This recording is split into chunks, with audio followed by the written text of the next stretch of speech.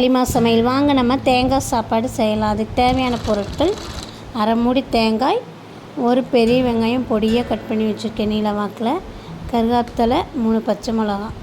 கூட்டவோ குறைக்கவோ அது உங்கள் விருப்பம். கடுகு, கடலைப்பருப்பு, முந்திரி தாளிப்புக்கு தேவையானது. வாங்க நாம் இப்போ தாளிக்க ஆரம்பிக்கலாம். நான் தேங்காய் எண்ணெயில் தான் செய்கிறேன். தேங்காய் எண்ணெயில் செஞ்சால் சுவை சூப்பராக இருக்கும். குழந்தைங்க மதியானம் வச்சு சாப்பிட்றதுக்கு நல்லாயிருக்கும். கடுகு, கடலைப்பருப்பு போட்டு நல்லா பொரிஞ்சதும் பாருங்கள், இந்த மாதிரி பொரிஞ்சதுக்கப்புறம் முந்திரி போட்டுக்கலாம். முந்திரி போட்டு வதக்கி விட்டதுக்கப்புறம் முந்திரி இந்த மாதிரி பொன்னிறமாக வரணும். அதுக்கப்புறம் கருவேப்பிலை, பச்சை மிளகாவும் போட்டுக்கலாங்க. போட்டு நல்லா வதக்கி விட்டு வெங்காயமும் போட்டுக்கலாம். எல்லாம் நல்லா கலந்து விட்டுட்டு, நான் தேங்காயை அர்ஜென்ட்டுங்கிறதுனால மிக்ஸி ஜாரில் போட்டு ஒரு சுற்று விட்டுங்க. நீங்கள் இந்த கையில் திறகும்ல அதில் திறவி போட்டாலும் நல்லாயிருக்கும். நான் இதில் போட்டால் இதுலேயே நல்லா தாங்க இருந்துச்சு. அதில் போட்டிங்கன்னா நல்லா தேங்காய் நீட்டமாக உதிரியாக வரும். போட்டு நல்லா இந்த மாதிரி வதக்கி விட்டுருங்க.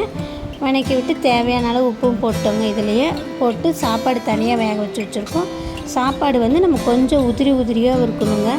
அப்போ தான் நல்லாயிருக்கும். இந்த சாப்பாட்டுக்கெல்லாம் தாளிக்கிற சாப்பாடு எல்லாத்துக்குமே சாப்பாடு கொஞ்சம் உதிரியாக இருக்கணும். இங்கே பாருங்கள், போட்டு எல்லாம் நல்லா கலந்து விட்டாச்சுங்க. எவ்வளோ உதிரியாக எவ்வளோ இதாக இருக்குது பாருங்கள். இந்த மாதிரி சமைச்சு பாருங்கள், சூப்பராக இருக்கும். செஞ்சு பார்த்துட்டு எங்களுக்கு சொல்லுங்கள். கொத்தமல்லி தழை மேலே தூவி வச்சுங்க. நல்லா கலந்து கொடுங்க.